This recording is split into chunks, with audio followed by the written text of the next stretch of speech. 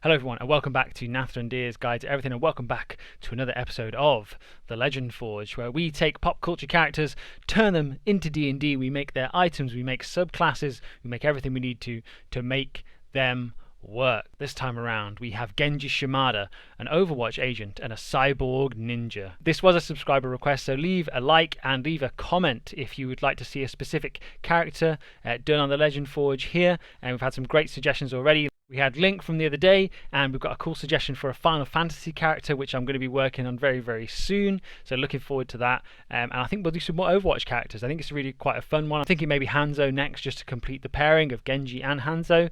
I haven't really thought about any of the others yet, but we'll see. Like I said, leave a like and a comment, and let's just get into this build, shall we?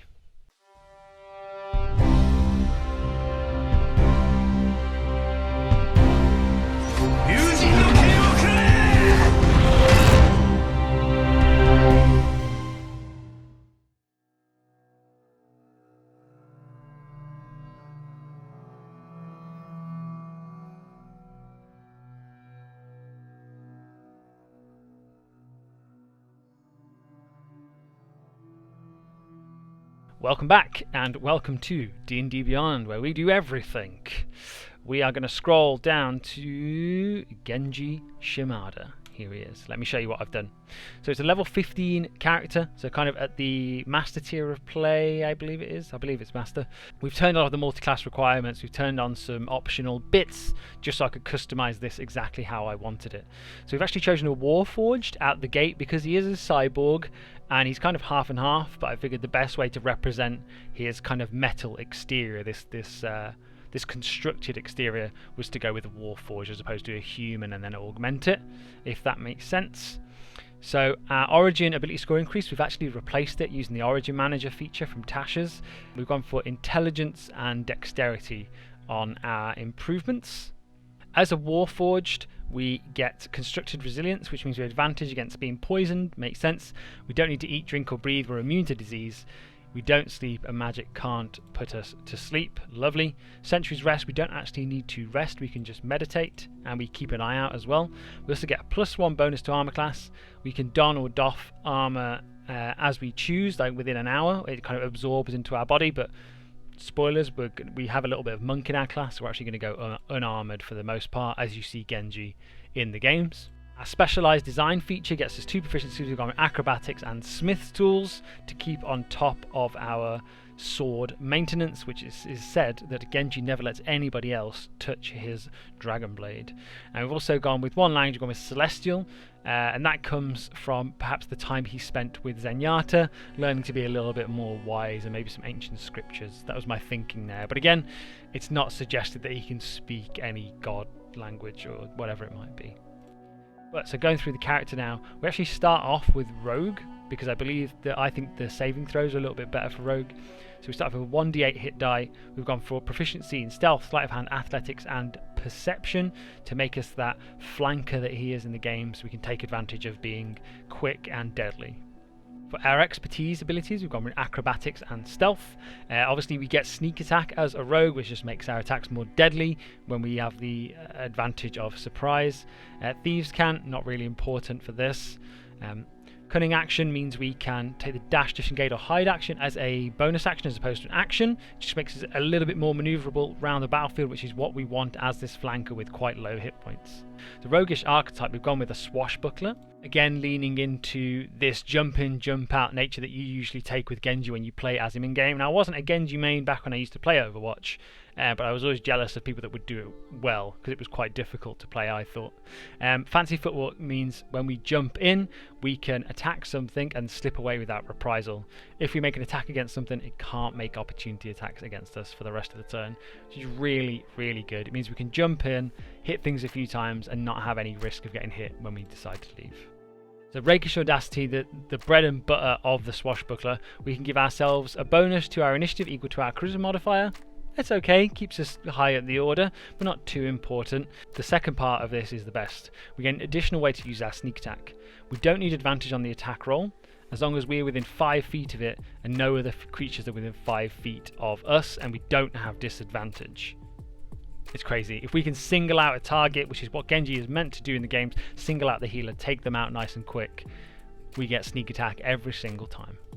For our ability score improvement, I went with that time we spent with that Genji spent with Zenyatta, just improve his wisdom a little bit. So we've gone for a double into wisdom.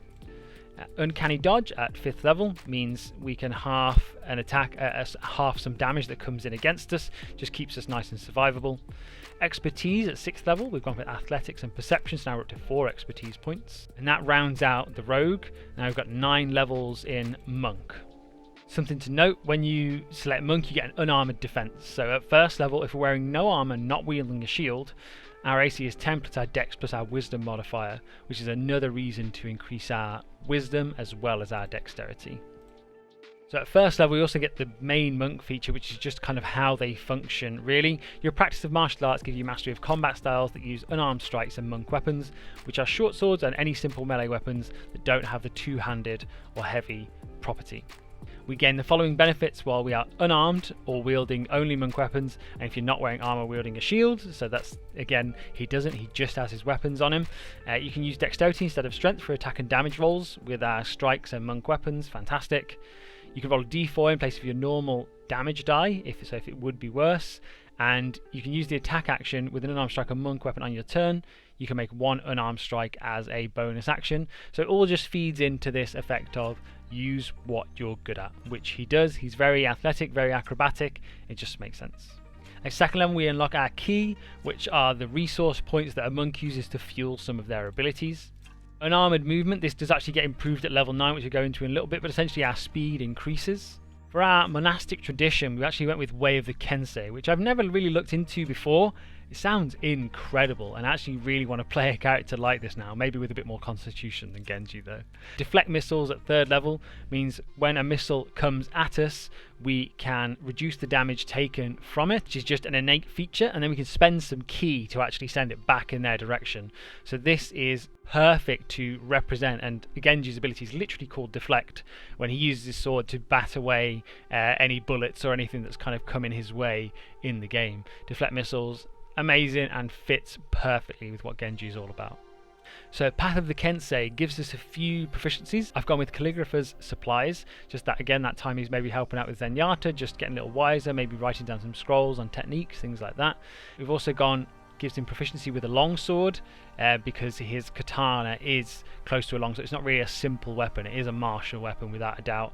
And I've also given proficiency with a dart, which is going to be flavoured to be his shurikens from the game. And that means, by the way, the Path of the Kensei doing this means these are all now applied as monk weapons. So whereas before we wouldn't have been able to use the longsword or anything like that, now we can. We also get an agile parry feature. If you make an unarmed strike as part of an attack action on your turn and are holding a Kensei weapon, you can use it to defend yourself if it is a melee weapon. You get a +2 bonus to AC until you start of your next turn while the weapon is in your hand and you aren't incapacitated. So if we have one of our proficient monk weapons in one hand and we choose to do a kick or a punch, we get a +2 to AC rather than using our weapon that turn. Really, really cool. We've also got Kensei Shot. You can use a bonus action on your turn to make your ranged attacks with a Kensei weapon more deadly. When you do so, any target you hit with a ranged attack using a Kensei weapon takes an extra 1d4 damage of the weapon's type. You retain this benefit until the end of your current turn. Essentially means that all of our darts / shurikens will be more deadly most of the time. For our ability score improvement at level 4, we've gone for double into dexterity. At 4th level we get slow fall. You don't take any fall damage really, so this is perfect, and it's equal to 5 times our monk level, so you shouldn't really ever take fall damage, which is really fun. At 5th level we get an extra attack. At 5th level we also get the access to the stunning strike feature, which means when we hit something we can try and spend a key point. The creature makes a constitution saving throw to see if they're stunned or not for the next turn, and this is so powerful. Cannot express, which is why it's important our wisdom is at a decent level to keep that save nice and high. At 6th level we get key empowered strikes. Our punches and kicks essentially become magical with regards to creatures that would resist non-magical weapons and such. At 6th level we also get an unarmored movement speed bonus. It increases to 15 feet as long as we're not wearing armor or using a shield. At 6th level we also get another Kensei feature. You extend your ki into your Kensei weapons. So just like we just unlocked with our fists, they're now considered magical. If we happen to not have a magical weapon by level 6, all of our Kensei weapons are now considered magical as well. And we also get Death Strike. When you hit a target with a Kensei weapon, you can expend 1 key point to cause the weapon to deal extra damage to the target equal to your martial arts die. You can use this feature only once on each of your turns. So it just makes one attack on your turn much more potent, which is really, really fun. Another Kensei weapon I went for, we get another pick. I went for the short sword to represent the wakizashi, the short kind of katana that samurais have, and well, ninjas in this case. At 7th level we get evasion, that if we were to make a dexterity saving throw for an area of effect spell, or just normal effect, we can look to evade it and we take no damage instead of half on a success.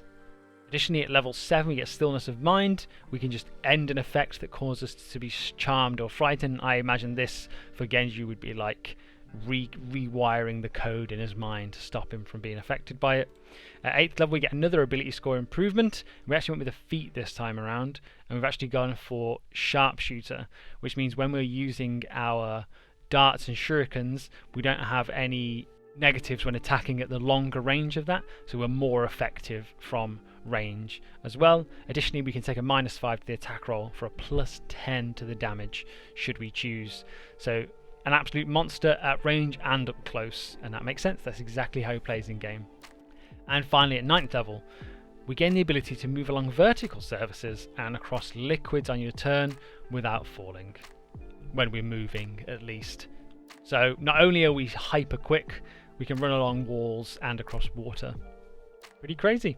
I don't think Genji could run across water, but now he can. D&D. Moving forwards, we'll take a look at the ability scores. And we've actually gone for a slightly improved version of the standard array. So we've got a 16, 15, 14, 13, 12 and 10, whereas usually that's all kind of shifted one lower. I thought we'd keep it kind of balanced just to represent the balance in the game. It's not like Genji is this all-powerful superhuman, but he's damn strong. So I just thought a extra level over a normal character would just do him justice in this case. And we've got a 16 in Dex, 15 in Intelligence, 14 in Wisdom, 13 in Strength, 12 in Constitution, and 10 in Charisma. As you can see, character name Genji Shimada, we've got the Haunted One background, and this comes down to him basically becoming a cyborg, being just torn apart, where he's half human now, half robot. It's not something he talks about much, but he is still very deadly, and he seems to have embraced it somewhat. He now has skill proficiencies with investigation and survival, and languages have gone for Draconic and Infernal. Again, no reason behind this. I don't know what other languages he would know, so I just popped something in there. I figured Draconic because of the dragon spirit that's in his blade, that kind of history there, and Infernal was just, it's an exotic language, why not? Now jumping into the character sheet. Okay, now welcome to the Genji Shimada character sheet, the Warforged Rogue 6 Monk 9 levels. We have a 23 passive perception, which is something I've just noticed, but I didn't notice first time, which is incredible. Look at these statistics though. 22 Dexterity, 16 Intelligence, 16 Wisdom, and 22 Armor Class, plus 6 Initiative. I've already gone through all of the abilities in regards to the Rogue and the Monk side of things. And while technically a longsword isn't the best thing you could use for this, look at these statistics. It's incredible. For a level 15 character, immense. Absolutely immense. So just glancing into inventory, I'll go in order of rarity. Now this one is a bit of a stretch. I wanted a way to look to increase Genji's armor class just because he's so nimble and hard to hit. All I could think was that perhaps he'd have augmented gauntlets, essentially, just to give him a little bit more armor. I was trying to think of a way to give D&D wise, just give him more armor out the gate. So I went with these. They're essentially just braces of defense that I've flavored to be these kind of like cyborg gauntlets of defense instead. Bit of a stretch, but even without, if I just unattune those, we're still at 20 AC, so pretty damn good. First up, we have the Sparrow Shuriken, and Sparrow was actually one of the nicknames given to him by his father, I believe, and I think the records show that he didn't like it at first and then began to be known by it later and didn't mind so much. These are exceptionally rare and deadly cyber-enhanced shurikens are designed specifically for Genji Shimada. You have a +3 bonus to attack and damage rolls made with these magic weapons, and we have the Fan of Blades feature applied to them. You can choose to augment the way you throw the shuriken and toss 3 in a wide arc. As part of your attack action, instead of making a normal ranged attack, you throw 3 shurikens, damaging up to 3 creatures in front of you in a 15-foot cone. Each creature in the area must make a dexterity saving throw, save DC 17. A creature takes the normal piercing damage you would deal on a failed save, and half as much on a successful one. So that's up to 3 creatures that have to make a dex save, or they take 1d6 plus 9 damage, which I believe we do more damage than that because of one of our Kensei abilities. So bonkers, especially if we're using sharpshooter as well. That would just be on a normal attack. But this, for a shuriken, this can get out of hand because it's considered a martial arts weapon, a monk weapon. 1d6 plus 9 on a shuriken. What? Continuing on swiftly, I have added a manual of quickness of action just to emphasize the cyborg side of him, this enhanced ability that he has, which takes him to that 22 absolutely ridiculous dexterity level. Next up we have the short sword that's on his side, the Wakizashi, which has 2 charges. It is attunable. It's a beautifully crafted short blade able to slice through foes at lightning speed. This is a +2 bonus to attack and damage rolls made with this magic weapon, and we have the swift strike feature, which is the same as his ability in game. Dart forward at impossible speed, slicing through all foes in your path. You can expend a charge and use an action to dart forwards 25 feet, slicing through all creatures on the way in a 5 by 20 foot line. Each creature must make a dexterity saving throw, save DC 19, so very high and hard to dodge. Creature takes 4d6 slashing damage on a fail save, or half as much on a successful one. Additionally, if a creature is reduced to 0 hit points by swift strike, you can use it again immediately, or forego using it to reset that charge that was used instead. Crazy and really, really fun. When I kind of came up with this, I say came up with it, it's the ability in game. It just gave me an idea of how to implement it. When you kill someone with this thing, it doesn't do loads of damage, not for a level 15 character anyway, but if you do manage to kill someone with it, you can just use it again straight away, which is exactly how it functions in game. We also get a bonus to the deflect ability that monks already get, and this will require a monk class because this weapon can be attuned to by anyone. But if you're a monk as well, when using your deflect missiles feature, you can expend a charge from this weapon instead of using a key point. The sword regains all of its charges after completing a short or long rest. So this is designed to be used a lot. This is your bread and butter outside your shurikens when you've got a few enemies kind of in a line in front of you, or you really want to finish someone off. And last but not least, we have Ryu Ichimonji, or the Dragon Blade. It's a technologically advanced katana, impossibly deadly due to its eldritch infusion and the signature weapon of Genji Shimada. So that eldritch infusion I was talking about is that green kind of plasma light, like almost make it look like a lightsaber that is on the weapon. You have a +3 bonus to attack and damage rolls made with this magic weapon. The Dragon Blade scores a critical hit on a 19 or 20. When you hit with an attack using the Dragon Blade, it deals an additional 1d6 slashing damage, just always deadly. You gain a climbing speed equal to your walking speed, and this is just to represent Genji's athleticism in the game. He can run higher up walls than anybody else and things like that. And the feature of this weapon is Ryu Gekiken. You can use a bonus action to draw this magic sword with intention and speak the command phrase. When you do so, the spirit of a dragon encompasses you in the blade, and on a successful melee attack, the target creature takes an additional 2d10 force damage. After you attack for the 6th time, the spirit fades and the sword returns to its dormant form. This property can't be used again until you complete a long rest. While the spirit is present, you also gain the following benefits until the effect ends.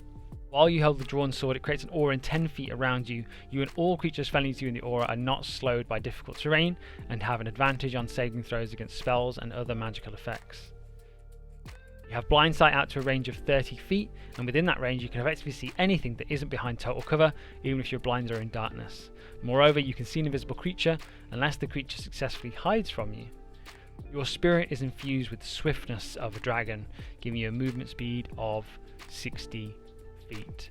So that last one, when combined with having a climbing speed, you can go anywhere you want, attack anything you want multiple times, and at this level we have 2 attacks per action, so for 3 whole turns, in theory, as long as you're not using key points to flurry of blows and things like that, you can attack 6 times with an extra 2d10 force damage on each attack, and that's just to represent his ultimate ability.